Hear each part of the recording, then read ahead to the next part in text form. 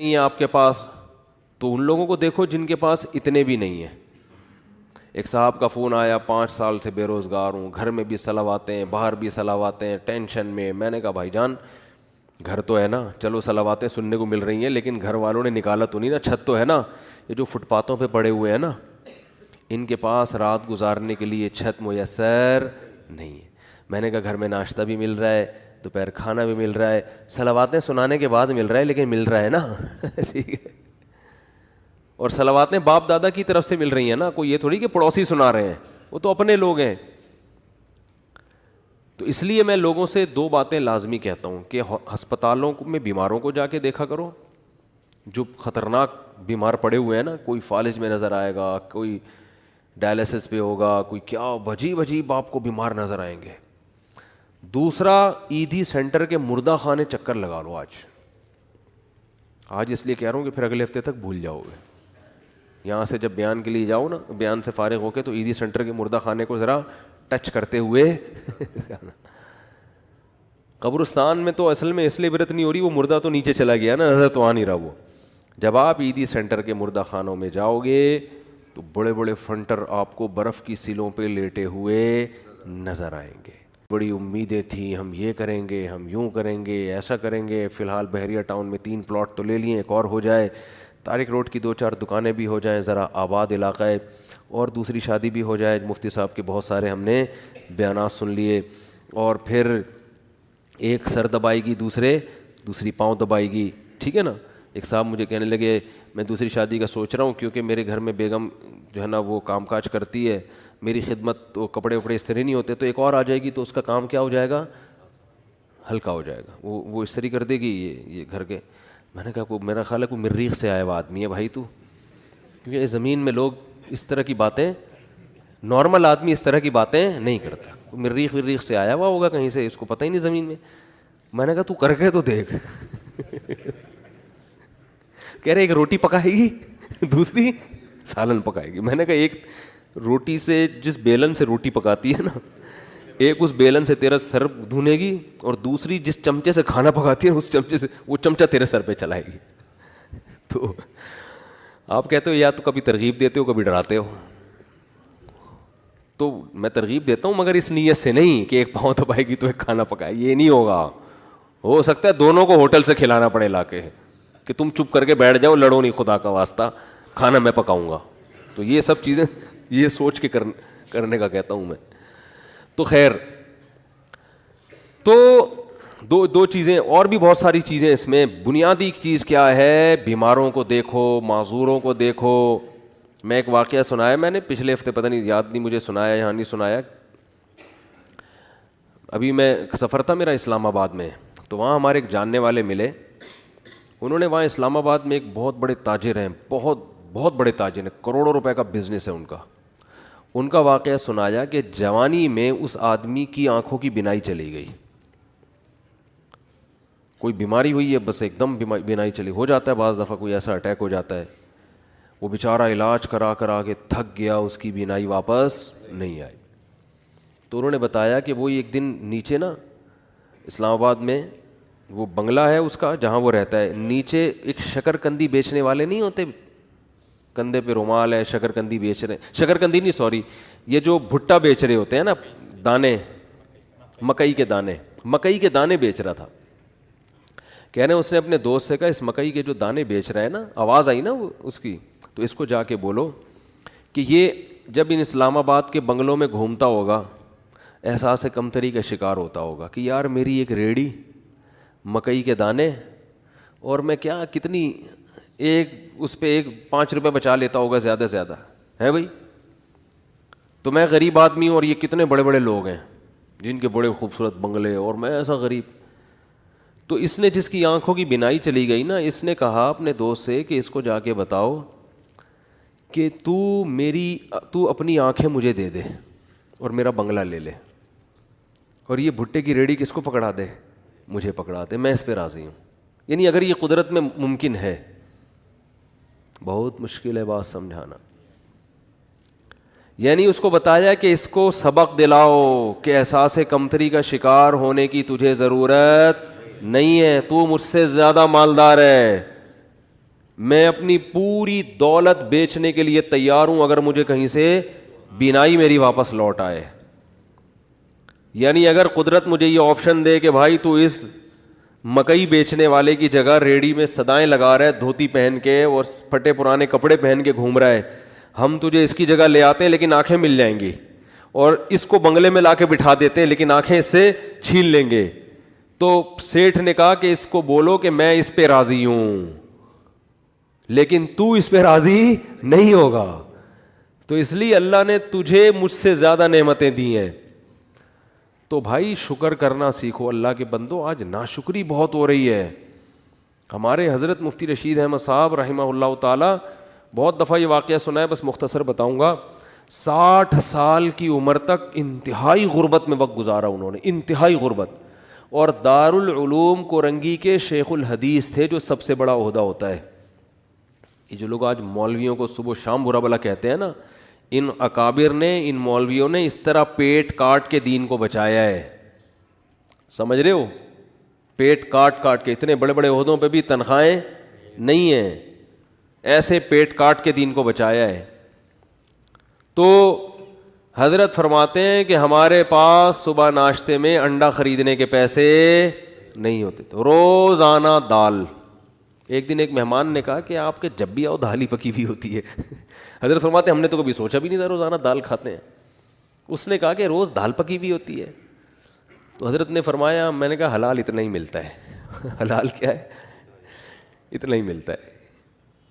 تو حضرت فرماتے ہیں اس کے بتانے سے ہمیں خیال آیا کہ واقعی ہم اتنے دنوں سے دال کھا رہے ہیں. آپ کہہ سکتے ہیں وہ غریب گھر میں پیدا ہوئے ہوں گے, ایسا نہیں ہے. ہمارے حضرت انڈیا کا جو پنجاب ہے نا, لدھیانہ, اس کے جو چودھری گھرانہ ہوتا ہے نا, بڑے وڈیرے, ان گھروں میں پیدا ہوئے تھے. والد صاحب ٹھیک ٹھاک مالدار تھے. گاؤں کے جو ہوتے ہیں نا بڑے وڈیرے, مدرسے میں آنے کے بعد کیا ہو گئے, کیونکہ مدرسے میں تو کوئی سورس آف انکم ہی نہیں, وہ اتنی چھوٹی چھوٹی تنخواہیں مدرسے. اب تو پھر بھی تھوڑی سی بہتر ہوئی ہے, ورنہ ابھی بھی مدرسے کے ٹیچروں کی تنخواہیں بیچاروں کی ایسے ہی ہوتی ہے. اس لیے مدرسے کے علماء کے ساتھ تعاون کیا کریں. سمجھ رہے ہو کہ نہیں سمجھ رہے؟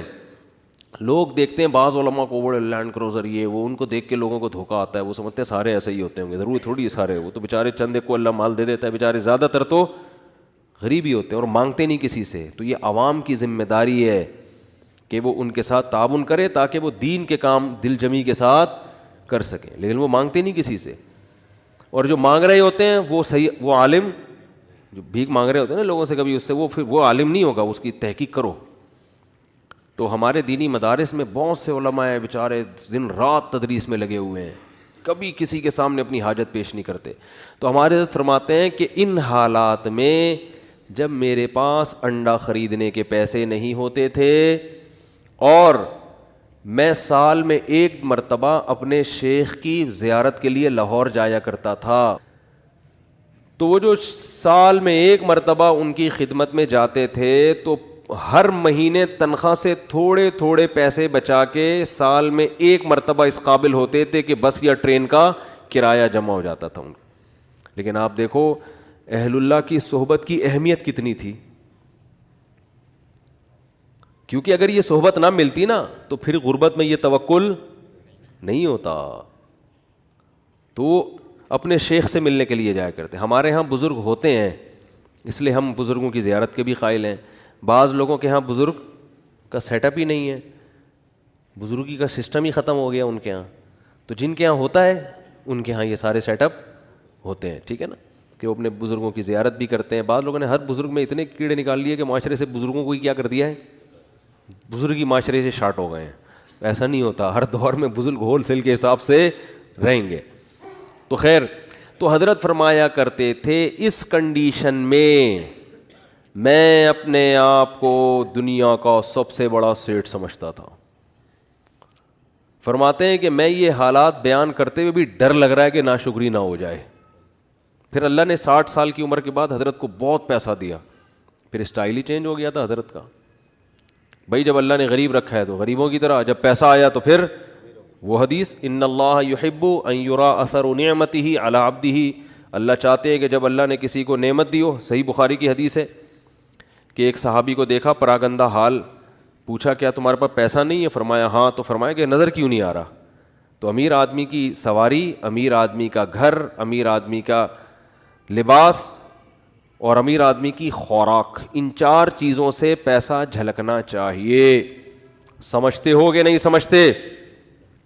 اگر آپ کو اللہ نے خوب پیسہ دیا ہے اور ہونڈا 50 رکھی ہوئی ہے آپ نے اور اس پہ گیس لگوائی ہوئی ہے، تو یہ نعمت کی ناقدری ہے، یہ سادگی نہیں ہے.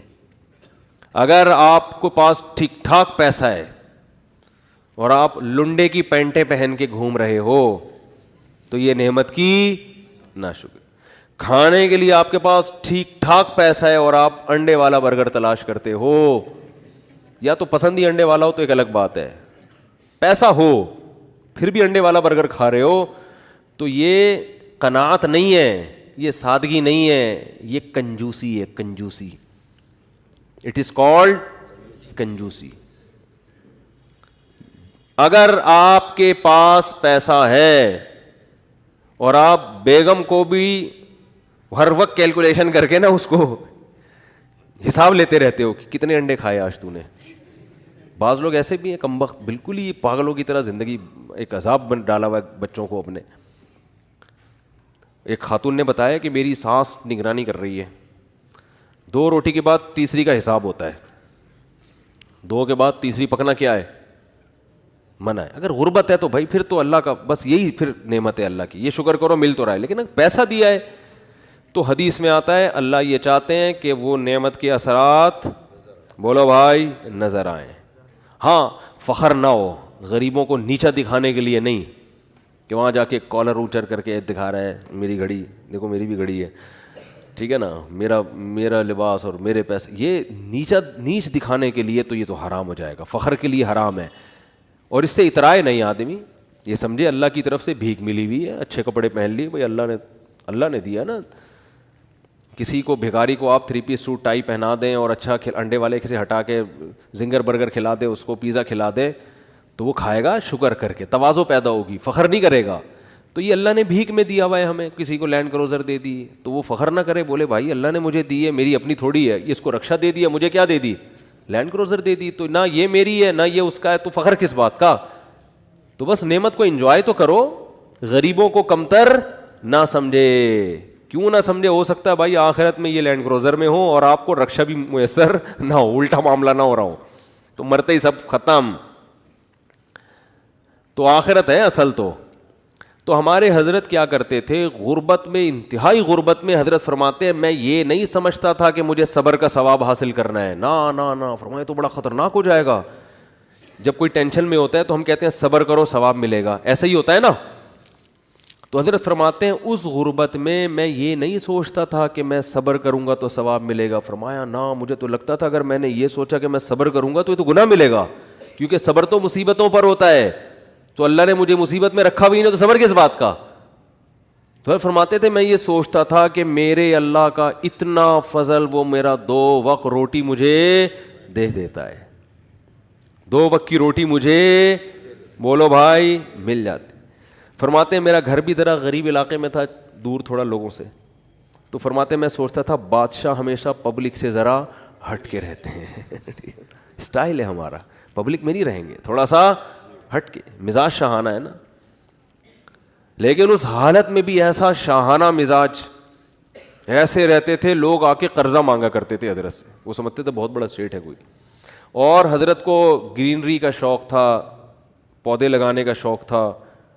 تو پودے لگانے کے بعد نا پانی دینے کے لیے وہ نہیں، خریدنے کے پیسے نہیں تھے، وہ نہیں پودوں کو پانی دیتے، وہ کیا ہوتا ہے فوارہ ہوتا ہے نا، کہتے ہیں ہم نے پھر جگاڑ کر کے کیلیں ٹھوک کے ایک اپنا گھر میں فوارہ بنایا ہوا تھا ٹھیک ہے نا. تو پھر جب اللہ نے پیسہ دیا تو پھر ہٹو بچوں. ہاں تو ہمارے حضرت کے پاس جب پیسہ آیا تو پھر حضرت شو روم میں گئے، فرمایا گاڑی چاہیے. انہوں نے کہا کون سی گاڑی ہے؟ فرمایا گاڑی دکھاؤ، گاڑی جس کو کیا کہہ سکتے ہو، لوگ بولیں کہ یہ کیا ہے، لوگوں میں فخر کے لیے نہیں، اپنے سکون کے لیے. تو پھر حضرت نے کویت کے شہزادے سے گاڑی خریدی تھی معذرت کے ساتھ. کس سے گاڑی خریدی؟ اپنا گھر نہیں بنایا، اس لیے کہ فرمایا کہ میری عمر اب 65 سال ہو گئی، اپنا ذاتی گھر کا کیا کرنا ہے میں نے، بچے اسٹیبل ہیں, ان کے لیے بھی کوئی پراپرٹی بنانے کی ضرورت نہیں, سب اچھا ان کی جاب بھی ہو گئی تھی بچوں کی, مدینہ یونیورسٹی چلے گئے تھے, تو ضرورت ہی نہیں ہے. انہوں نے کہا کوئی ضرورت ہی نہیں ہے گھر بار بنانے کی, تو گاڑی خریدو اچھی, گاڑی کی استعمال میں آ رہی ہے.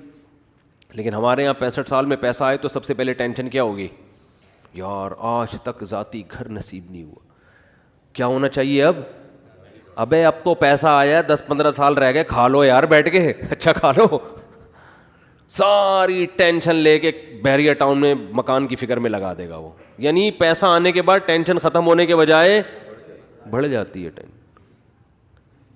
تو پھر آخر میں جب بہت اللہ نے پیسہ دے دیا تو پھر حضرت نے اپنی اہلیہ کے لیے ایک فلیٹ خرید لیا تھا کہ میرے انتقال کے بعد ان کے لیے پاس کوئی کیا ہو ٹھکانہ. خود نہیں شفٹ ہوئے اس میں کہ میں جب انتقال ہو جائے گا تو یہ یہاں رہ لیں گی. تو اللہ نے اتنا دے دیا, انہوں نے کہا چلو ایک فلیٹ ان کے لیے لے لیتے ہیں, دنیا سے جانے کے بعد ان کے پاس کیا ہوگا, ایک ٹھکانہ ہو جائے گا. تو آسان زندگیاں ان لوگوں نے گزاریں. تبھی جب بھی ان کے پاس جاؤ, جب غربت میں تو بھی خوش, پیسہ آیا تو بھی خوش, ایک جگہ بہت پیسہ ڈوب گیا تو کاروبار میں لگایا تو بھی خوش. اتنی سی کہتے ہیں نا پیشانی پہ کوئی لکیر آ جائے نا کہ اتنا. اور اس دور میں جن لوگوں نے اس کاروبار میں پیسہ لگایا تھا ان میں بہت سے ہارٹ اٹیک سے مر گئے تھے.